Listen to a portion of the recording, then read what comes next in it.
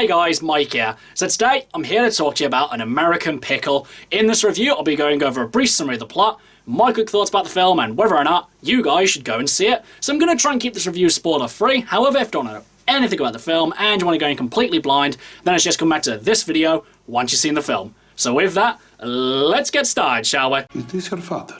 No, that's David Bowie. Is this your mother? No, that's also David Bowie. That whole poster is David Bowie.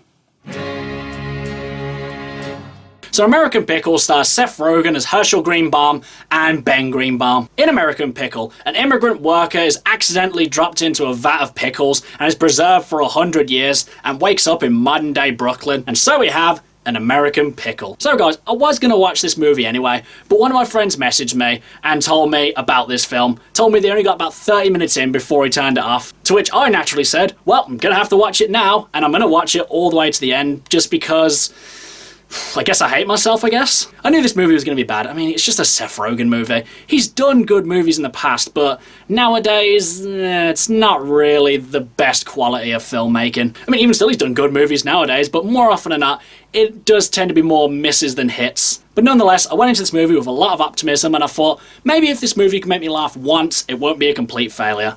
So, what did I think of An American Pickle? First, we have Seth Rogen, Herschel Seth Rogen, in the past, you know, as an immigrant working to win the woman of his dreams and, you know, like, get them the life that they want. But then, from seemingly out of nowhere, he falls into a vat of pickles, and then just as he falls in, the factory becomes condemned and he's preserved for 100 years and is randomly woke up exactly 100 years later. And you know how this is going to go. It's basically a fish out of water story. He's going to be seeing present day and thinking like, ooh, what's that? And ooh, what's this? And you think maybe, just maybe, they might have one other joke in this film. But it's about 85% of the jokes, the fish out of water joke. Which is fine, but come on, have a couple more jokes. But I gotta say, the most standout part about this film is Seth Rogen's performance. I mean, this guy is a chameleon. I'm just so blown away by the performance he's given in this film. Not only does he play Seth Rogen, but he also plays Seth Rogen with an accent.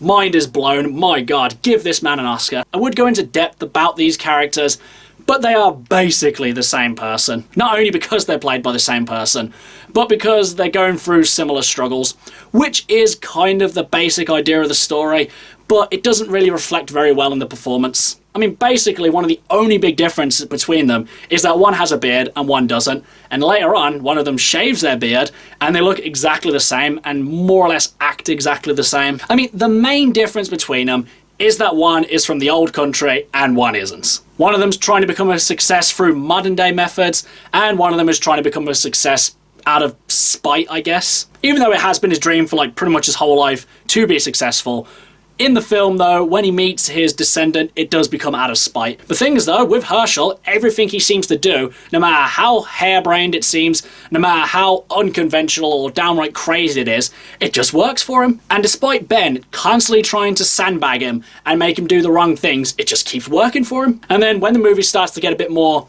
political, you know how it's going to go. It's going to be a bit of Trump bashing. I mean, it's not blatant, it's not right in your face, but you know that that's what they're going for. You have a guy who pretty much has no filter talking about going into office. Naturally, it's going to be a Trump joke. Thankfully, though, they don't play on that too much and it's not too distracting. Don't get me wrong, I couldn't give a crap about Donald Trump, but when you're hearing the same kind of old Trump bashing jokes in every kind of modern American comedy or documentary or whatever, it just gets a bit old. There are plenty of other people to bash in the world.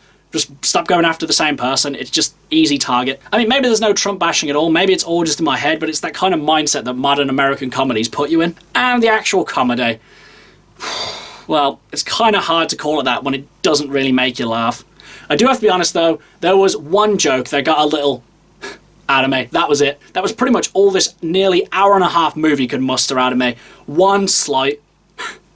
That's it. To be fair, the joke was kind of funny, but I would say this film's strongest quality kind of came towards the end with the emotional reveal. The reason why the character has done a certain thing a certain way. I don't want to say what it is, but the reveal for it was actually quite nice, and I would say it was deserved. But nonetheless, one emotional reveal that was fairly well earned would not save this movie at the end of the day. Overall, guys, there's not really much else I can say about An American Pickle. I knew it was going to be bad when I went into it, but it wasn't as bad as I thought it was going to be. Still a terrible film, just it didn't get on the bottom of my list, basically. Seth Rogen hasn't really got any kind of diversity in his performance, the jokes don't really land, the story's been done to death, and there's just not really an ounce of originality in this film. But do I think you guys should see it? No, honestly, I would say give this one a complete pass, because it's not really the funniest movie, it's not exactly the most politically aware movie, and basically no quality of this film really stands out in a significant way. So do yourselves a favour, just give An American Pickle a complete pass. Okay guys, that's my review of An American Pickle. If you've seen it, what did you think about it?